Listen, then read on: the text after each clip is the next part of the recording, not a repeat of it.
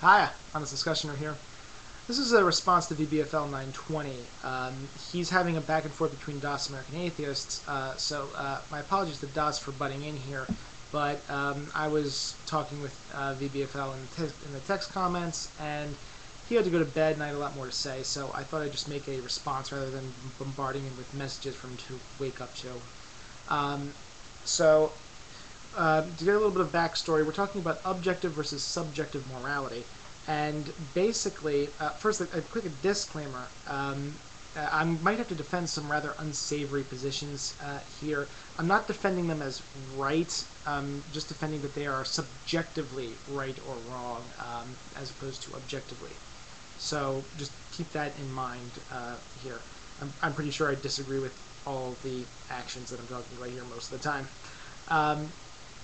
Basically, the question that VBFL posted in Stick'em about a month ago was whether or not pleasure alone is justification for molesting a child. And you kind of jump back and forth here between intent and consequence, depending on which one suits you best at the moment here. Not that you're doing that on purpose necessarily, but you're talking about intent, that the molester is intending harm upon the child and they're justifying the harm because of their pleasure. And this is the only thing. I'm not allowed to add any other justifications. I'm justifying the justifications. Now, Das already handled that with you in his response, so I'm going to go in a little bit different direction here. But I would say that an action isn't wrong until it's justified. More so, it's right until you can justify it being wrong. And a good example is, it's definitely okay for me to drink this water for my pleasure, and only my pleasure. I don't need any further justification, because there's nothing out there that would lead me to believe that it's wrong. That's why that is, you think that, and I'd agree with you, that the harm done to the child from child molesting is the reason why it would be wrong. And you're saying that the person is going to be intending this harm. Now, first off, most of the time I would say child molesters wouldn't necessarily be intending harm. I think most of them would like it if the child actually enjoyed it. That just doesn't happen most of the time. But that's really neither here nor there. I don't think they're necessarily intending the harm. They are intending to get pleasure out of it, and the harm is just something that will happen as a result, which is a little bit different. They might recognize it, but this is why at this point they would need to have a reason why the harm done to the child does not make it wrong. Now, we harm our children all the time.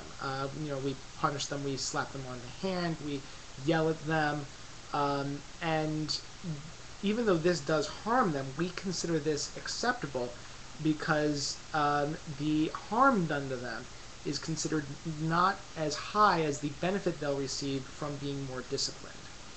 So, now obviously, 999 billion times out of a zillion, at least, there's going to be a lot of harm done to a child by child molesting. This is a very serious thing, I understand. But I would argue that there are times in which people have had very traumatic experiences that have prepared them for traumatic experiences later on in life. Sure, a lot of times people are molested, maybe even most of the time, or even all of the time, and it completely ruins their lives. But the question is whether or not that is objectively true. If there's any possible situation in which they could be benefited, then it no longer becomes objectively wrong. It becomes subjectively wrong. And the thing is, you could easily have a situation, I think, in which someone could get molested, and it'd be very hard on them, but they grow from that experience and actually help others who have survived similar occurrences. Now, again, this doesn't justify molesting children. It's just a possible justification, or a possible from consequence.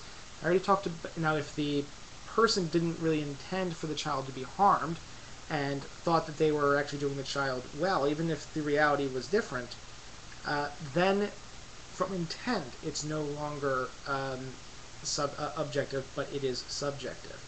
So as far as intent is concerned, if the person believes that the whatever they're doing for the child is actually doing to the child will actually be good for it in the long run, then you can't say that that's definitely objectively wrong then from an intention standpoint. And as far as from a consequence standpoint, if there's any possible situation in which they'll be benefited in the future, therefore that would mean that it is subjectively wrong to say that and not objectively.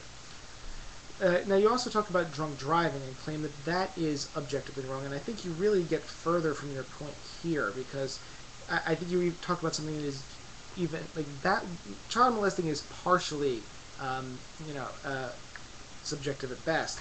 I think this is getting into a far more subjective area as to whether or not drunk driving is wrong, especially in the way you described it. Now, I think it's wrong, but I think it's even more subjective because basically you gave the situation of someone deciding to drink and drive and crashing their car and killing someone, and you asked, is I want to get drunk a good enough justification for killing those people? But now that was the consequence, but intent, which you say is inseparable from action, is not present here. The person never intended to kill those people.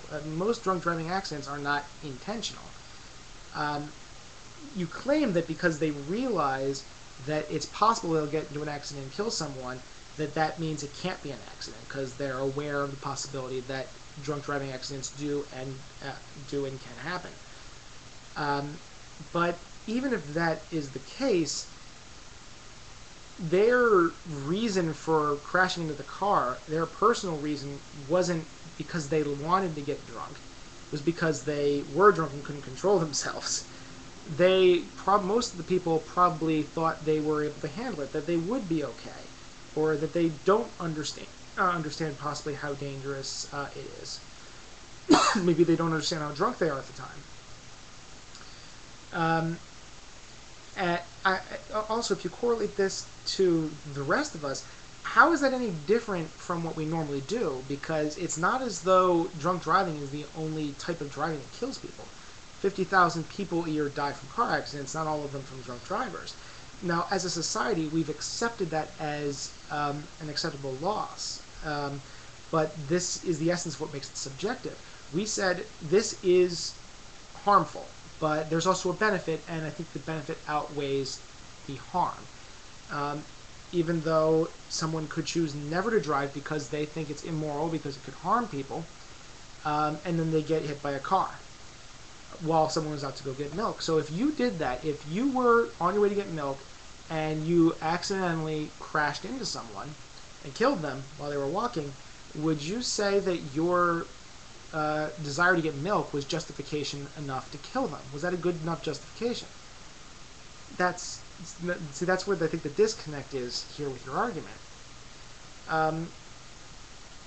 The only difference between driving drunk and driving sober is that the risk has increased.